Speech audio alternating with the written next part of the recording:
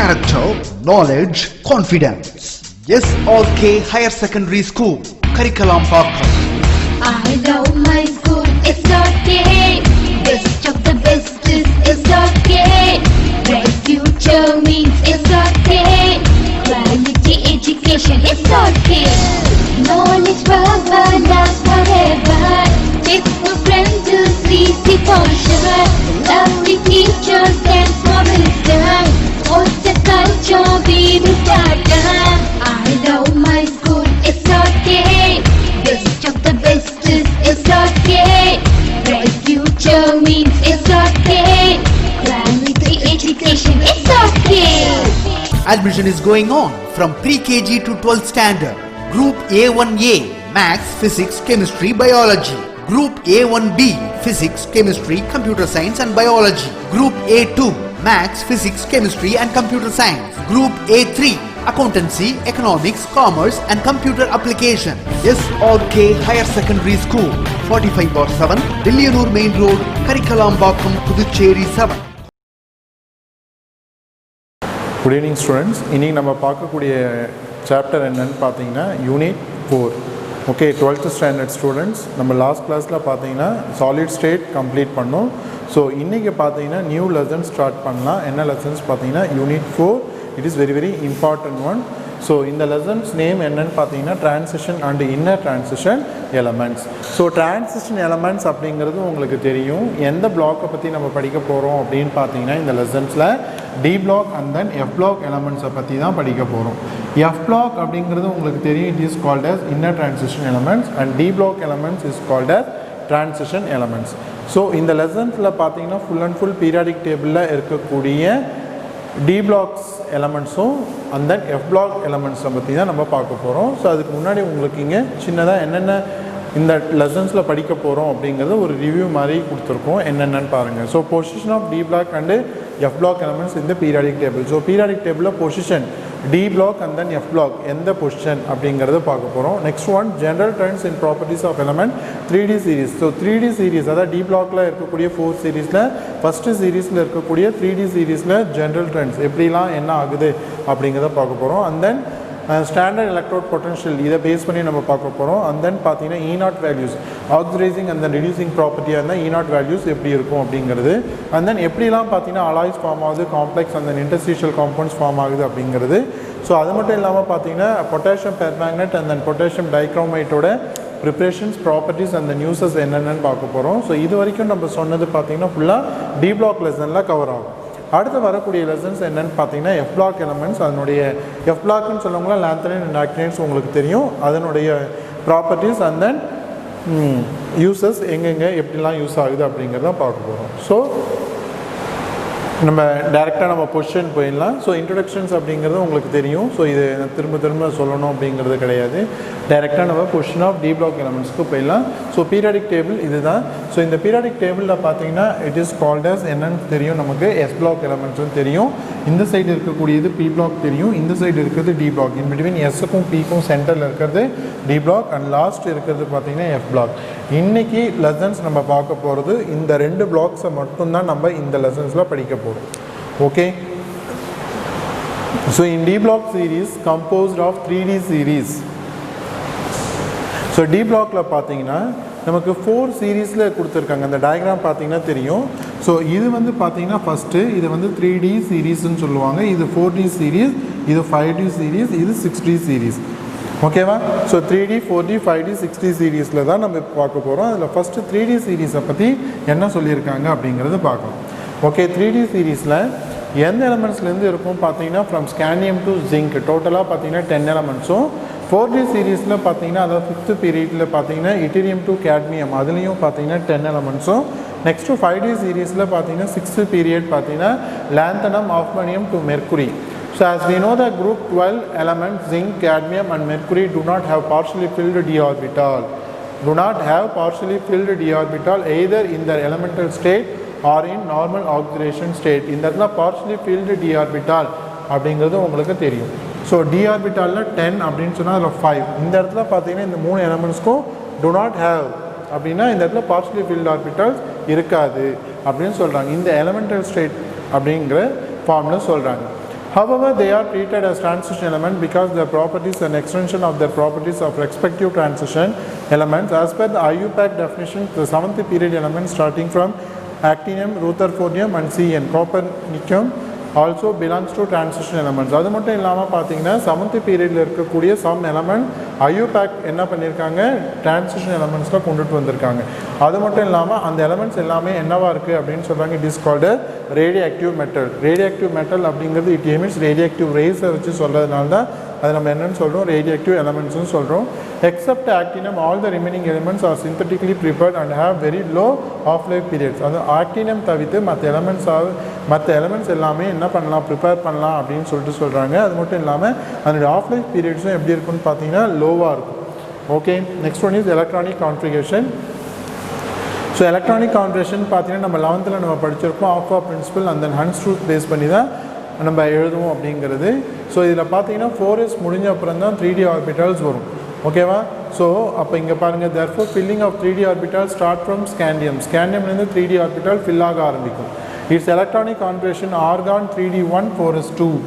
Okay, இப்போ D orbital தான் இதில் ஃபில் ஆகிட்டே போகும். அப்போ 10 எலிமெண்ட்ஸ் இந்த 3D சீரீஸில் இருக்கிறதுனால D1 to D10 வரைக்கும் போகும். And then electrons are successive element are progressively filled in 3D orbital and filling 3D orbital is complete in zinc.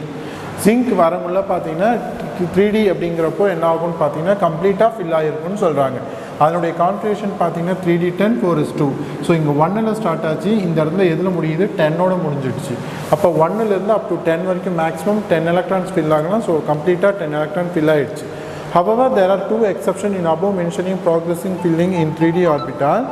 If the chance of acquiring of filled or fully filled 3D substrate, it is given priority as they have stable configuration for copper and chromium. So 3D ஆர்பிட்டாலை பொறுத்த வரைக்கும் நம்ம என்னவா இருக்கும், எதுக்கு நம்ம priority கொடுப்போம் அப்படின்னு பார்த்தீங்கன்னா ஒன்று வந்து பார்த்தீங்கன்னா ஆஃப் ஃபில்டாகவும், இன்னொன்று பார்த்தீங்கன்னா ஃபுல்லி ஃபில்டு கான்ஃபிகரேஷன்ஸாக நம்ம என்ன பண்ணுவோம், ப்ரையாரிட்டி கொடுப்போம். ஸோ ஆஃப் ஃபில்டு அப்படின்னு சொல்லுவாங்களே 3D10 அப்படின்னு சொல்லுவாங்களோ 5 இருக்கலாம், கம்ப்ளீட்லி ஃபில்டு அப்படின்னு சொல்லுவாங்களே 3D10 இருக்கலாம். ஸோ இப்போ குரோமியமுக்கும் காப்பருக்கும் எலக்ட்ரானிக் கான்ஃபிகரேஷன் எப்படி எழுதியிருக்காங்கன்னு பாருங்கள். குரோமியம்க்கு எலக்ட்ரானிக் கான்ஃபிகரேஷன் பார்த்தீங்கன்னா 3D5 4s1. அப்போ இந்த இடத்துல 3D5 அப்படிங்கிறது பார்த்தீங்கன்னா it is a partially filled. So அடுத்தது பார்த்தீங்கன்னா காப்பர் அப்படின்னு சொல்லுவாங்களா பார்த்தீங்கன்னா 3D10 அண்ட் 4s1 அப்படின்னு சொல்லுவாங்களா, அதில் 3D10 அப்படிங்கிறது it is a completely field. The extra stability of off-filled and fully filled d orbital are already explained in 11th standard. Stability வச்சு நம்ம பார்த்தீங்கன்னா 11th standardல நம்ம படிச்சிருப்போம். ஓகேவா? So is due to symmetrical distribution of electrons and exchange energy எவ்வளோ possible இருக்குது அப்படிங்கிறது நம்ம 11th நம்ம படிச்சிருப்போம். ஓகேவா? With these 2 exceptions and a minor variation in certain individual cases, the general electronic configuration of d block elements is written as n-1 d1 to 10 ns1 to 2. அது மட்டும் இல்லாமல் d blockக்கு பார்த்தீங்கன்னா ஜென்ரல் எலக்ட்ரானிக் கான்ஃபிகரேஷன் d ஆர்பிட்டாலை பொறுத்த வரைக்கும் 1லேருந்து 10 வரைக்கும் இருக்கலாம். s ஆர்பிட்டாலில் 1லேருந்து 2 வரைக்கும் தான் இருக்க முடியும் s orbital. So electronic configuration of d block elements கேட்டாங்கன்னா இதை எழுதணும். 1 மார்க் கொஸ்டின்ஸில் கேட்கலாம். So here n is equal to 4 to 7. அப்போ n அப்படிங்கிறது பார்த்தீங்கன்னா அந்த பீரியட் நம்பரை சொல்கிறாங்க. So in period 6 and 7, period 6லேயும் 7லேயும் பார்த்தீங்கன்னா எக்ஸப்ட் சம் இந்த எலமெண்ட்ஸை மட்டும் விட்டுட்டு சொல்கிறாங்க. LA அதாவது lanthanum and then actinium. The configuration includes NF2 F orbital. இது ரெண்டுமே பார்த்தீங்கன்னா எந்த ஆர்பிட்டால் வரும்னு பார்த்தீங்கன்னா F ஆர்பிட்டால் வரும். ஸோ அதனால தான் பார்த்தீங்கன்னா இது எந்த சீரீஸும் சொல்கிறோம், நம்ம F block எலமெண்ட்ஸும் சொல்கிறோம். நோபல் கேஸஸ் பாருங்கள், n-2 F1 to 14, n-1 D1 to 10 and ns1s2 அப்படின்னு கொடுத்துருக்காங்க. ஓகேவா? ஸோ இந்த இடத்துல பார்த்தீங்கன்னா சில எலமெண்ட்ஸை தவிர்த்துன்னு சொல்லியிருக்காங்க. That means actinium and lanthanum. So metallic behaviour, all the transition elements are metal. So D பிளாக்ல இருக்கக்கூடிய டிரான்சிஷன் எலமெண்ட்ஸ் எல்லாமே நம்ம என்னென்னு சொல்லலாம், மெட்டல்ஸ்ன்னு சொல்லலாம். மெட்டல்ஸ் அப்படிங்கிறப்போ சொல்லவங்கள பார்த்தீங்கன்னா மெட்டல்ஸ் ஆர் நம்ம என்னென்னு பார்த்தோம், good conductors of heat and electricity. அப்போ டி பிளாக்ல இருக்கக்கூடிய எலமெண்ட்ஸ் எல்லாமே என்ன பண்ணணும்னு பார்த்தீங்கன்னா it conducts current and electricity. And then group 1 and group 2 இது பார்த்தீங்கன்னா ஃபஸ்ட்டு குரூப்பையும் செகண்ட் குரூப்பையும் சொல்கிறாங்க. Group 1 and group 2 alkali metals and then alkaline earth metals. All transition metals except group 11 and group 11's elements are hard. Transition எலமெண்ட்ஸ்லேயே பார்த்தீங்கன்னா D பிளாக்ல group number 11ல் இருக்கக்கூடிய elements என்னவா இருக்கும்னு சொல்கிறாங்க, ஹார்டாக இருக்கும்னு சொல்கிறாங்க. Of all known elements silver has the highest electrical conductivity at room temperature. So it is the best கண்டக்டரும் அப்படின்னு சொல்லலாம். சில்வர் அப்படிங்கிறது பார்த்தீங்கன்னா it is the best conductor for heat and electricity. So as we move from left to right along the transition metal series, so transition metal series D block la from left to right சொல்லும்போது scandium to zinc ல சொல்றாங்க. So melting point பார்த்தீங்கன்னா first என்ன ஆகுது, increase ஆகுது அப்படின்னு சொல்றாங்க. So as the number of unpaired D electrons available for metallic bonding increases. So எதை பேஸ் பண்ணி சொல்றாங்கன்னு பார்த்தீங்கன்னா available of D orbital ல இருக்கக்கூடிய unpaired electrons, இதுதான் பார்த்தீங்கன்னா metallic bonding increase ஆகிறதுக்கு ரீசன் சொல்றாங்க. Reach a maximum value and then decreases as the D electrons pair up and become lesser available for bonding. So இந்த இடத்துல பேர் ஆக ஆரம்பிச்சிச்சின்னு சொன்னால் பாண்ட் ஆகிறதுக்கு பார்த்தீங்கன்னா கம்மியான சான்சஸ் இருக்கும். ஸோ இப்போ டி ஆர்பிட்டலை பொறுத்த வரைக்கும் மோஸ்ட்லி அன்பேர் எலக்ட்ரான்ஸாக இருந்ததுன்னா பாண்டிங் அதனுடைய நேச்சர் பார்த்தீங்கன்னா அதிகமாக இருக்கும் அப்படின்னு சொல்லிட்டு சொல்கிறாங்க. நெக்ஸ்ட் ஒன் பாருங்கள். ஃபார் எக்ஸாம்பிள்ஸ் இந்த first series the melting point increases from scandium to maximum of 2183 for vanadium. So ஸ்காண்டியமுக்கு பார்த்தீங்கன்னா 181 அப்படின்னு சொல்லியிருக்காங்க மெல்டிங் பாயிண்ட். ஸோ லாஸ்ட்டாக இருக்கக்கூடிய வனேடியம். ஸோ இந்த இடத்துல பாருங்கள், இந்த கிராஃபில் பார்த்தீங்கன்னா ஸ்காண்டியம் டு வனேடியம். ஸ்காண்டியமுக்கு பார்த்தீங்கன்னா நமக்கு மெல்டிங் பாயிண்ட் 1814. ஸோ குரோமியமுக்கு பார்த்தீங்கன்னா இது ரெண்டுத்துக்கும் டு மேக்ஸிமம் ஸ்காண்டியமுக்கு கொடுத்துருக்காங்க to maximum of 2183 Kelvin for vanadium, which is closest 2180 Kelvin for chromium. So இதில் பார்த்தீங்கன்னா வனேடியமும் குரோமியம் பார்த்தீங்கன்னா நியர்லி பார்த்தீங்கன்னா கிட்டத்தட்ட பார்த்தீங்கன்னா சிமிலராக, அதாவது ரொம்ப டீவியேஷன்ஸ் இல்லை. இங்கே பாருங்கள் 83, இந்த இடத்துல பார்த்தீங்கன்னா 80, அந்தளவு பார்த்தீங்கன்னா லாங் டீவியேஷன்ஸ் அப்படிங்கிறது இதில் கிடையாது. However, manganese in 3D series and technetium in 4D series have low melting point. So 3D சீரீஸில் மேக்னீஸ்க்கும் 4D சீரீஸில் டெக்னீஷியமுக்கும் பார்த்தீங்கன்னா லோ மெல்டிங் பாயிண்ட் அப்படிங்கிறது சொல்கிறாங்க. The maximum melting point at about the middle of transition series indicates D5 configuration is favourable for strong inter atomic attraction. So melting point அப்படிங்கிறப்போ D ஆர்பிட்டலை பொறுத்த வரைக்கும் 1லேருந்து அப்படியே போயிட்டே இருக்குங்களே D5 கான்ஃபிகரேஷன் வருங்கள பார்த்தீங்கன்னா இந்த இடத்துல attractive force inter atomic attractions எப்படி இருக்குன்னு சொல்கிறாங்க, ஹையாக இருக்கும் அப்படின்னு சொல்லிட்டு சொல்கிறாங்க. ஸோ ஓவராலாக பார்த்தீங்கன்னா மெல்டிங் பாயிண்ட் 3D சீரீஸில் உங்களுக்கு கிராஃபில் பிளாட் பண்ணி காமிச்சிருக்காங்க பாருங்கள். ஸ்காண்டியமில் சடனாக இன்க்ரீஸ் ஆகிருக்கு வனேடியம். ஸோ வனேடியம் குரோமியமுக்கும் டீவியேஷன்ஸ் இல்லை. ஸோ நார்மலாக இந்த இடத்துல கிராஃப் பார்த்தீங்கன்னா ஸ்ட்ரைட்டாக காமிச்சிருக்கு. திரும்ப குரோமியம்லேருந்து மேக்னீஸ்க்கு டிக்ரீஸ் ஆகிருக்கு. அடுத்தது Fe, அடுத்தது கோபால்ட், நிக்கல். அதுக்கடுத்து போக போக என்ன ஆயிடுச்சுன்னு பார்த்தீங்கன்னா லாஸ்ட்டாக ஜிங்க்குக்கு வரவங்கள கம்மியாயிடுச்சு. ஸோ இப்போ கிராஃப் அப்படிங்கிறப்போ உங்களுக்கு பார்த்தீங்கன்னா இன்க்ரீஸ் ஆகி அதுக்கடுத்து டிக்ரீஸ் ஆகி அதுக்கடுத்து என்ன ஆயிருக்குன்னு பார்த்தீங்கன்னா கான்ஸ்டண்ட்டாக டிக்ரீஸ் ஆகிருக்கு. ஓகே, ஃப்ரம் எந்த சீரீஸ் பார்த்தீங்கன்னா 3D series. Variation of atomic and ionic size. It is generally expected a steady decrease in atomic radius along a period as the nuclear charge increases and extra electrons are added same shell. So இந்த இடத்துல பார்த்தீங்கன்னா atomic radius என்ன ஆகுதுன்னு சொல்கிறாங்க, degrees ஆகுதுன்னு சொல்கிறாங்க along ஏ period wise. என்ன reason அப்படின்னு சொல்கிறாங்க, நியூக்ளியர் சார்ஜ் இன்க்ரீஸ் ஆகுது. ஸோ நியூக்ளியர் சார்ஜ் இன்க்ரீஸ் ஆகிறதுனால எக்ஸ்ட்ரா எலக்ட்ரான்ஸ் எல்லாமே ஒரே ஷெல்லில் ஆட் ஆகிறதுனால இந்த இடத்துல அயானிக் ரேடியஸாக இருக்கட்டும் இல்லை அட்டாமிக் ரேடியஸாக இருக்கட்டும் என்ன ஆகுதுன்னு சொல்கிறாங்க, it will be decreases. But for 3D series element, the expected decreases in atomic radius is observed from scandium to vanadium. 3D transition elementsல இருக்கக்கூடிய எலமெண்ட்ஸ்க்கு நம்ம அட்டாமிக் ரேடியஸ் அப்படிங்கிறது பார்த்தீங்கன்னா டிக்ரீஸ் ஆகும் அப்படிங்கிறத நம்ம எக்ஸ்பெக்ட் பண்ணோம் from scandium to vanadium.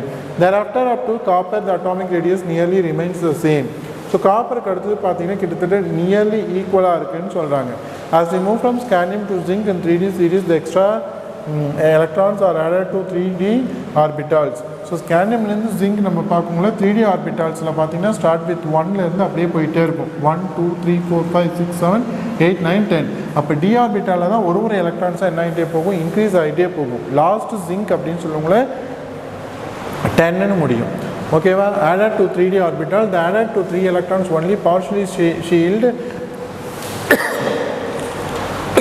the increased nuclear charge and hence the effective nuclear charge increases.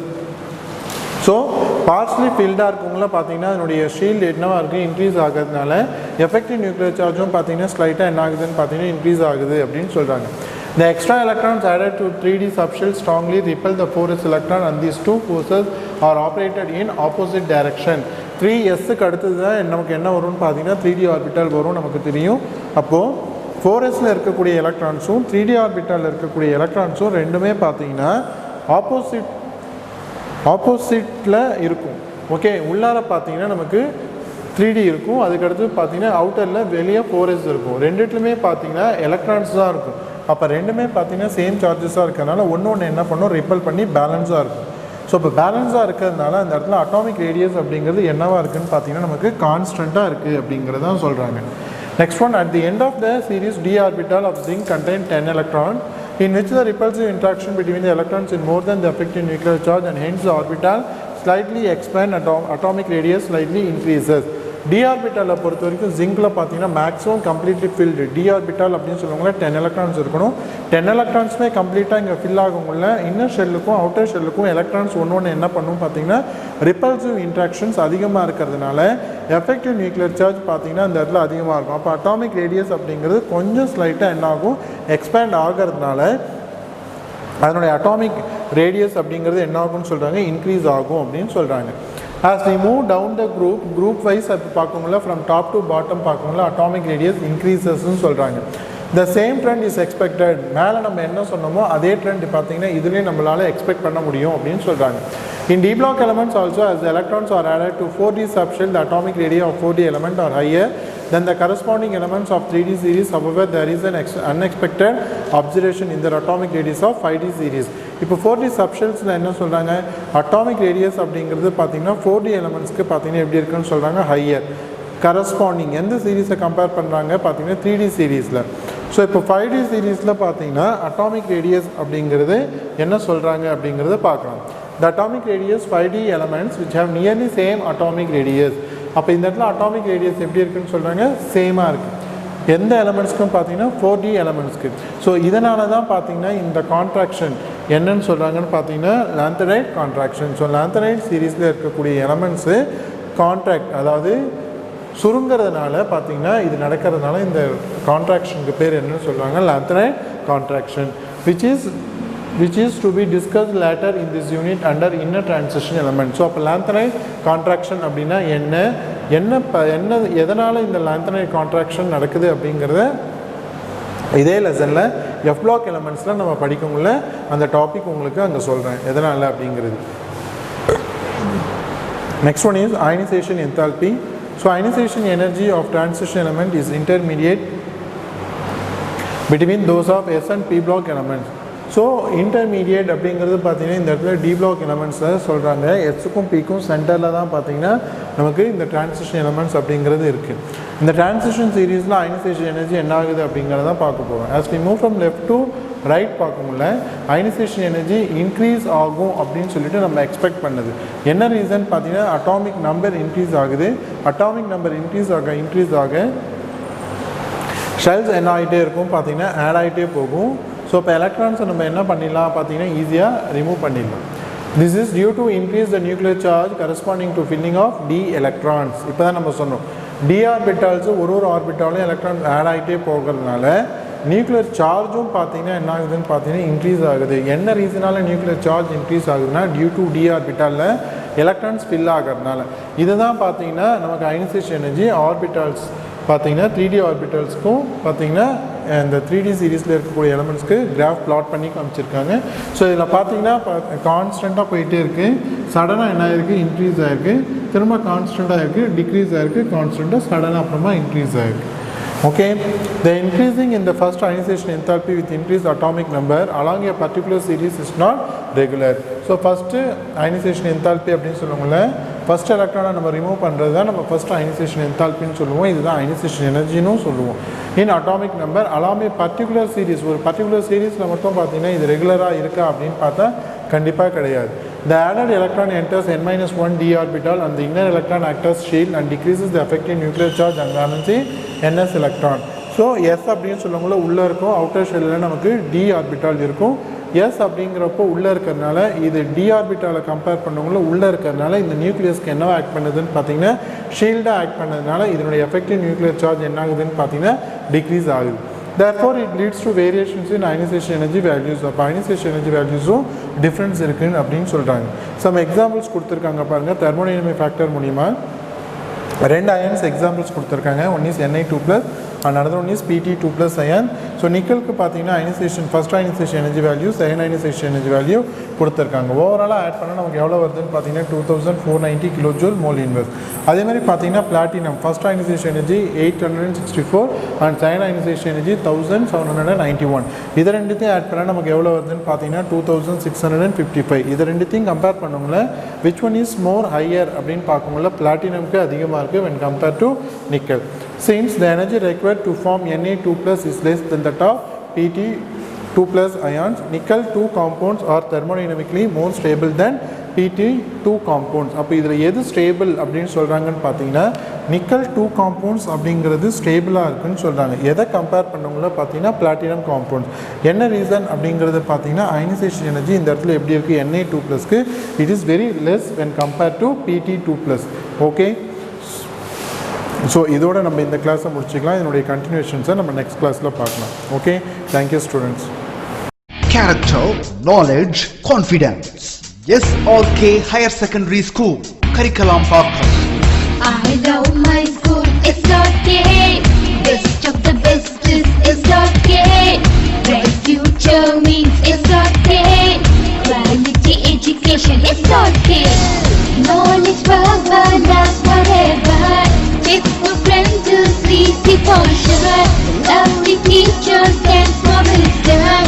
What's the culture we will start? I love my school, it's okay. Best of the best is okay.